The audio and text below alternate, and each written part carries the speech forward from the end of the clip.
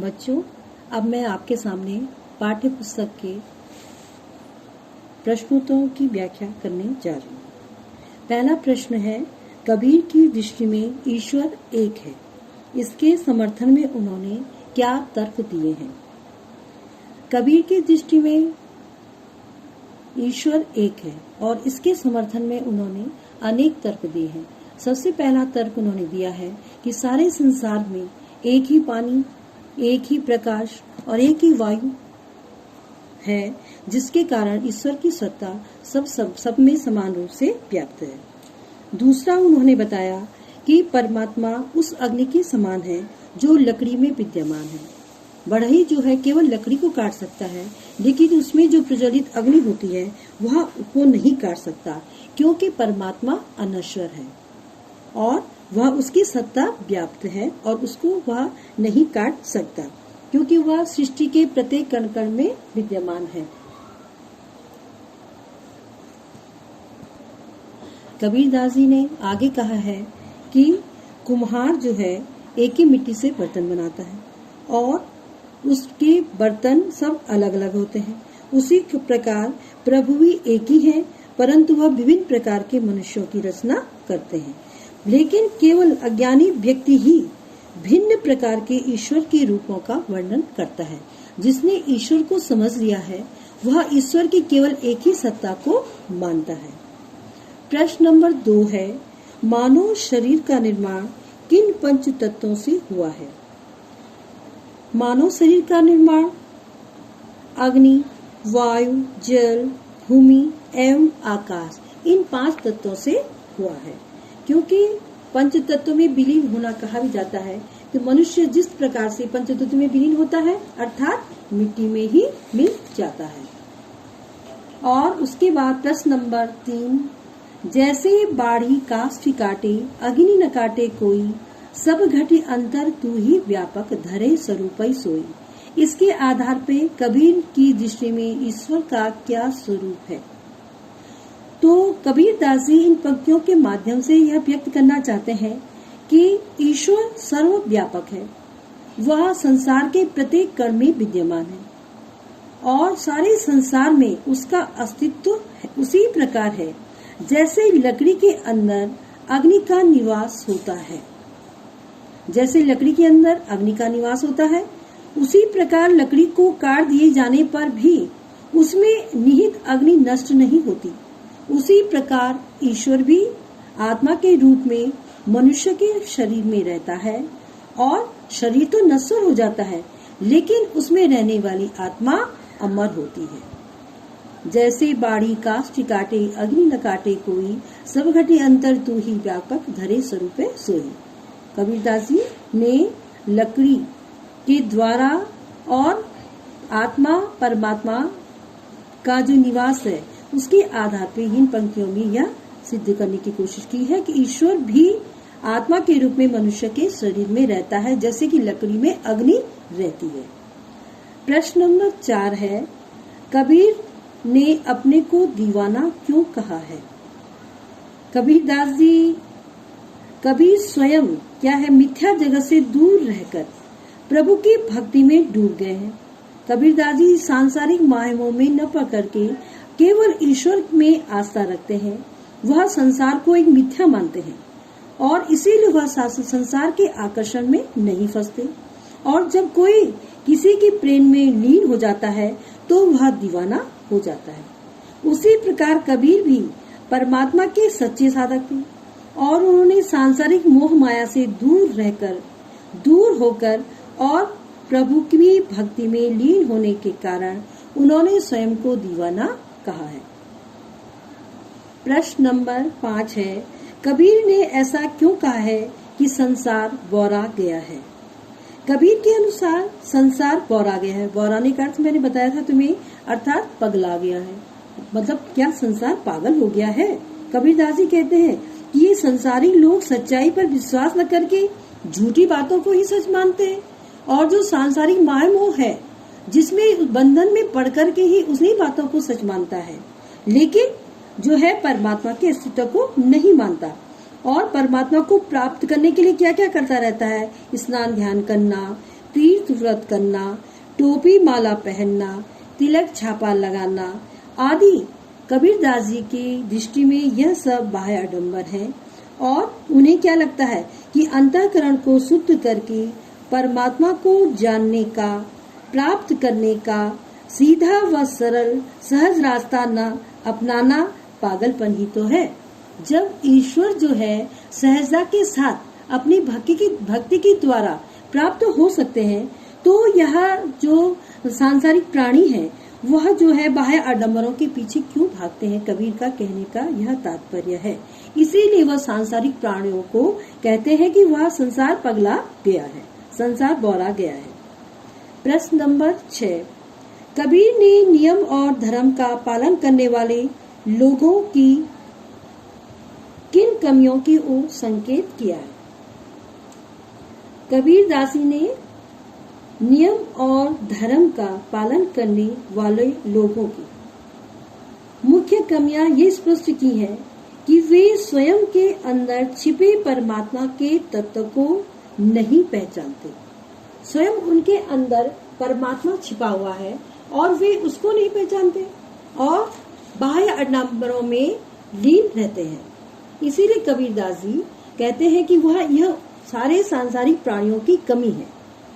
और क्या करते हैं, वे अपने अंदर छिपे परमात्मा को न पहचान कर मूर्ति पूजा करने बैठ जाते हैं, समाधि पर बैठ जाते हैं और ईश्वर प्राप्ति के लिए ग्रंथों, वेद पुराणों, कुरान इत्यादि को पढ़ने जैसे बाह्य आडंबरों में अपना समय व्यर्थ करते हैं। वे वास्तव में सच्चे ज्ञान से कोसों दूर हैं। वे पत्थर पूजा में तो विश्वास करते हैं और उस विश्वास में इतने अटल होते हैं और उसको करते करते स्वयं भी बहुत अहंकारी बन जाते हैं कि मैं इतना पूजा पाठ करता हूँ, मैं इतनी किताबें पढ़ता हूँ। वह इन्हीं सब बातों को कहते रहते हैं। इसीलिए कबीरदास जी नियम और धर्म का पालन करने वाले लोगों को यह कमी बताते हैं कि यह उनके अंदर कमियां हैं कि वे जो परमात्मा उन्हें सहजता के साथ प्राप्त हो सकता है, उस परमात्मा को प्राप्त करने के लिए वे तरह तरह के आडंबरों में लीन रहते हैं। प्रश्न नंबर 7 है, अज्ञानी गुरुओं की शरण में जाने पर शिष्यों की क्या गति होती है? दूसरे पद में कबीरदास ने स्पष्ट किया था कि अज्ञानी गुरुओं की शरण में जाने पर शिष्य संसार रूपी मोह माया के सागर में डूब जाते हैं, क्योंकि गुरु स्वयं अज्ञानी होता है। गुरु अपना तो विनाश करते ही है, साथ में शिष्यों को भी पतन के गर्त में धकेल देते हैं। अज्ञानी गुरु अपनी श्रेष्ठता प्रदर्शित करने के लिए शिष्यों को मंत्र तो दे देते हैं, परंतु न तो स्वयं का कल्याण कर पाते हैं और न अपने शिष्यों का ही।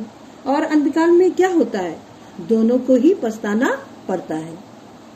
अंतकाल पछताना, गुरु के सहित शिष्य सब बूढ़े अंतकाल पछताना। कबीरदास ने अपनी पंक्तियों में कहा भी था कि वे अपने गुरु जो है अपने शिष्य को मंत्र तो दे देते हैं, पर न तो अपना कल्याण कर पाते हैं और न अपने शिष्यों का ही कल्याण कर पाते हैं। इसीलिए जो है कि अज्ञानी गुरुओं की शरण जाने पर शिष्यों की भी वही गति होती है जो कि उसमें होती है। प्रश्न नंबर 8, बाह्य आडंबरों की अपेक्षा स्वयं अर्थात अपने को पहचानने की बात किन पंक्तियों में कही गई है, उन्हें अपने शब्दों में लिखें। आपको वो पंक्तियां ढूंढनी है जिनमें बाह्य आडंबरों की अपेक्षा अपने को पहचानने की बात की गई है। बाह्य आडंबरों की अपेक्षा स्वयं को पहचानने की बात इन पंक्तियों में की गई है। टोपी पहरे माला पहरे छाप तिलक अनुमाना, साखी शब्दहि गावत भूले आत्म खबरी न जाना। अर्थात बताया था भी पहले आपको कि जो लोग टोपी माला पहनने व छापा तिलक लगाने में विश्वास रखते हैं तथा साखी शब्द गा गा कर लोगों को अपनी ओर आकर्षित करने का प्रयत्न करते हैं, वे क्या है, अज्ञानी हैं और वे आत्मज्ञान प्राप्त नहीं कर पाए।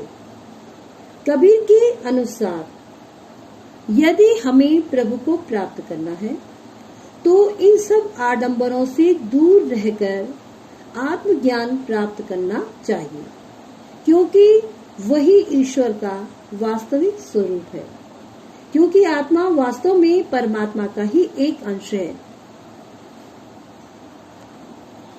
अब मैं आपको विषय वस्तु पर आधारित कुछ प्रश्न बताने जा रही हूँ। सबसे पहला प्रश्न है, हम तो एक एक करी जाना, जो यह पद है इसका प्रतिपाद्य स्पष्ट कीजिए। इसका सारांश क्या है? इसमें कबीर ने क्या कहने का प्रयास किया है? तो प्रस्तुत पद में कबीर के अनुसार परमात्मा कण कण में व्याप्त है और आत्मा भी इसी का एक अंश है। लोग जो अज्ञानी हैं वही इन्हें अलग अलग करने की कोशिश करते हैं।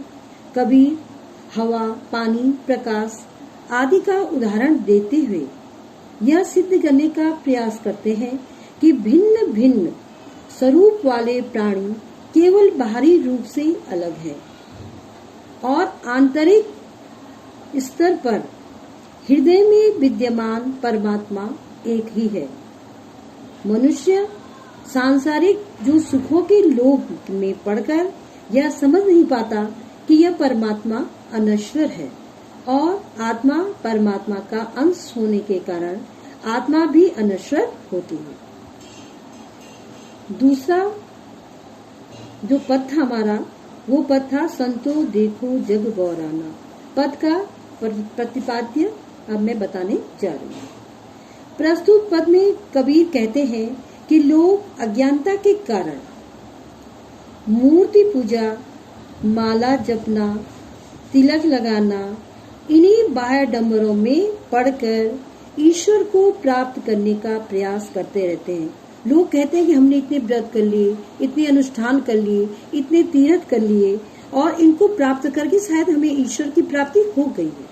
लेकिन कबीर के अनुसार वे अज्ञानी है और जो इन बाह्य आडंबरों में पड़कर के ईश्वर को प्राप्त करने का प्रयास करते रहते हैं और अज्ञानता के कारण ही व्यक्ति क्या करते हैं, राम और रहीम को अलग अलग मानकर आपस में लड़ते रहते हैं।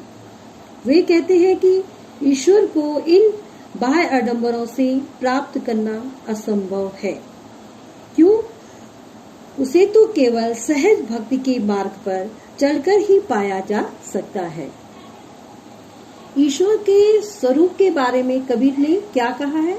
ईश्वर के स्वरूप को स्पष्ट करते हुए कबीर ने कहा कि ईश्वर एक है और उसका अंश ही सभी प्राणियों में समाया हुआ है। सभी प्राणियों का स्वरूप भिन्न भिन्न है, लेकिन तात्विक रूप से वे एक है। जो उनके अंदर की आत्मा है वह एक ही है, क्योंकि उनमें एक ही परमात्मा का अंश समाहित है और वह अंश क्या है? अनश्वर है। बच्चों, अब मैं इसी को आगे बढ़ाते हुए जो क्षणिक पंक्तियां हैं इनका भाव स्पष्ट करके तुम्हें बता रही हूँ। जैसे मरम कोई नहीं जाना। मरम का मतलब है कि उनके मर्म को, अस्तित्व को। जो लोग हिंदू और मुसलमान होने को भेद मानकर आपस में लड़ते झगड़ते हैं वे क्या है? अज्ञानी हैं। वे वास्तव में परमात्मा को समझ ही नहीं पाए। वे नहीं जानते कि परमात्मा एक है और हिंदू मुसलमान दोनों ही उनकी संतानें हैं। दोनों में कोई भेद नहीं है। वास्तव में सांप्रदायिक झगड़ों में उलझने वाले लोग ही परमात्मा को न समझ पाने के कारण ही आपस में लड़ते झगड़ते हैं और सांप्रदायिक दंगों को भड़काते रहते हैं। वह वास्तव में ईश्वर के स्वरूप को जानते ही नहीं है। दूसरा है साखी सबदही गावत भूले आत्म खबरी न जाना। कबीर ने यहाँ पर उन ढोंगी पीर पैगंबरों पर व्यंग किया है जो लोगों को प्रभावित करने के लिए दोहे और शब्द तो गाते फिरते हैं, परंतु परमात्मा को समझते जानते नहीं। वे बाहरी रूप से ये प्रदर्शित करते रहते हैं कि वे उन्होंने ईश्वर के स्वरूप को जान लिया है, जबकि वास्तव में ऐसा नहीं होता। वे परमात्मा को समझते जानते नहीं और ऐसे पाखंडी गुरु तोते की तरह बाणी रटने में ही जीवन की सफलता मानते हैं।